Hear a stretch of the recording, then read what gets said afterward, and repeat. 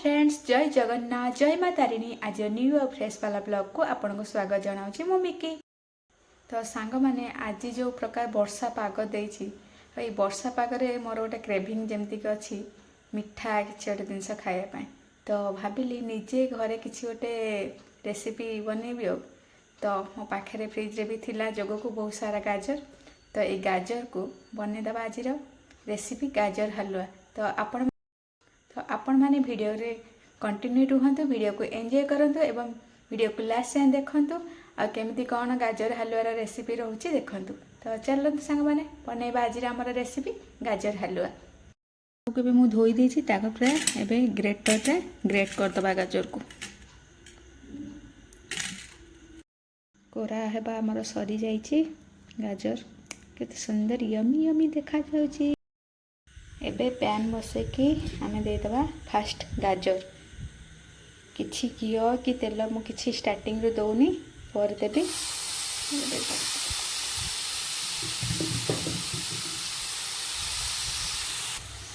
गाजर आम टिके सिझिया पई एबे आमे लीड को 2 ରୁ 3 मिनिट पई क्लोज कर दे रखिदवा गैस रो जाल पूरा सिम रे रखिबा और गाजर जमा पोड़ी हबनी आ बढ़िया से सिझी जीवो। देखिबा गाजर केमती रेडी हेछि गाजर टिके हमर सिझी आछि एबे एमती आपण माने जदि आपनकर गाजर जदि सिझी नथिबो ताहले एमती 2 ରୁ 3 मिनिट ताको टिके सिझिया पई छाडी देबे तद्वारा कोन हम गाजर रही जो पानी बाहरिबो सेथिरे ही से सिझी जीवो ताको एक्स्ट्रा हमको पानी भी दरकार नाही। गाजर पूरा मौड़ी गाजर एवं ऐड करदबा चीनी पाउडर जदि चीनी को पाउडर न करिकी भी आपण डायरेक्ट चीनी भी ऐड करि परिबे आपण आपनकर टेस्ट अनुसार अधिक बेसी भी करि पारे चीनी रो क्वांटिटी को चीनी दे सारा परे आपण को गाजर सहित मिसेबे देखिपे चीनी देला परे ये केमिति मॉइस्चर रही जाइए तो आपको आमे पूरा ड्राई हैला जाए जमीती कि चीनीटा पूरा कोट हो गाजर सहित से पर्यंत आमे टिके आपको फ्राए करवा। एबे एथिरे आमे ऐड करबा गुआ घिओ आपण पाखरे जदि गुआ घिओ नाही आपण माने जे कोनोसी भी खाइबा घिओ यूज करि परिबे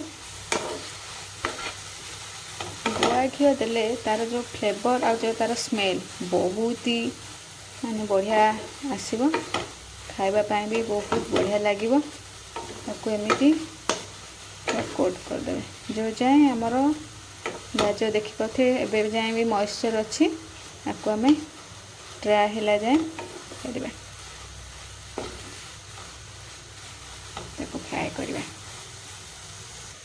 आपण इस स्टेज रे लीड भी क्लोज करके रखिपारे 2 ରୁ 3 मिनिट जद्वारा आमर घिओ आ चीनी गाजर बहुत बढ़िया से मिक्स हो जाए सिझी भी जीवा सिझी तो जाइए आगुरी तो एबे आमको कौन हम ना जो फ्लेवरटा जो आसो सेटा बहुत बढ़िया से आसो जमा कंचा जमती कि गाजर कंचा स्मेल जमा रही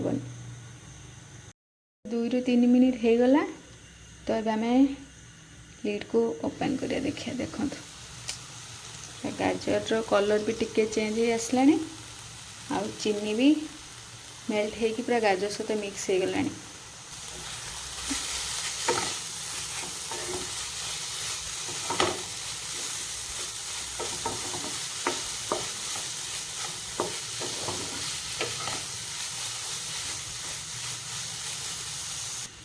एबे एथिरे आमे ऐड करदबा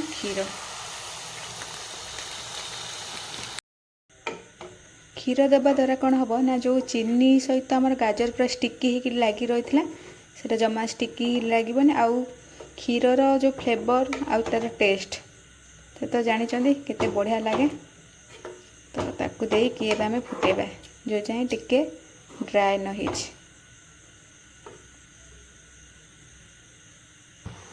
एबे आम इथे ऐड करदबा गोटे इलायची जोटा कि गाजर हलवार फ्लेवर को बहुत बढ़िया स्मेल आउ टेस्ट भी दब। क्षीरटा पूरा पूरी फुटिकी पूरा गाजर सहित मिक्स हो सारा पर्यंत आम क्षीर को फुटेदबा।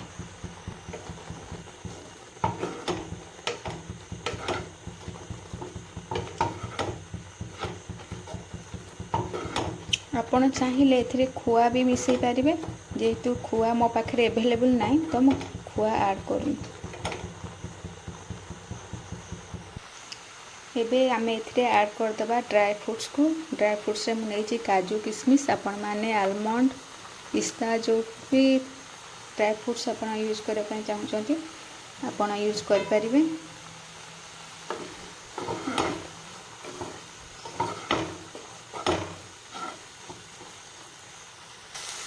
जदि आपण मानक बेसी मीठा पसंद ताहले आपण माने मिल्क मेड भी यूज करें और नले अमूल पाउडर भी पकई पारे। किंतु मु टिके अल्प मीठा खाया पसंद कर तो मु ओनली चीनी और क्षीर रे ही यूज करछि। रखे एबे हमर पूरा गाजर हलवाटा रेडी हो गलानी। पूरा ड्राई है, बेसी भी ड्राई है कि बेसी भी मॉइस्चर रही। यही स्टेज रे आपण माने गैस को ऑफ करिकी रेडी करी देखो केते बढ़िया से रेडी हो गला हमर गाजर हलवा। आपण माने गाजर हलवा को ठंडा करी फ्रिज रे रखिकी किछि समय पर खाइले ता टेस्ट बहुत बढ़िया लगे। जदि गरम खाया पसंद करछन्ती खांतु, किंतु ठंडाटा बेसी बढ़िया लगे। तो से अनुसार आपण माने आपण निज चॉइस अनुसार खाइबे। और केमती कोन लागुछि कहबे मत। और ये रेसिपीटा बहुत ही इजी और बहुत टेस्टी भी। आपण माने भी घरे ट्राए करंतु और एंजॉय करंतु गाजर हलवा को। आज रेसिपीटी आपण मानू केमिति कोन लागला लाइक शेयर एंड कमेंट माध्यम मत निश्चय जणेबे। रहुछि नमस्कार। पुणी देखा हेबे नुआ रेसिपी सहित से पर्यंत विदाय दियंतु। जय हिंद।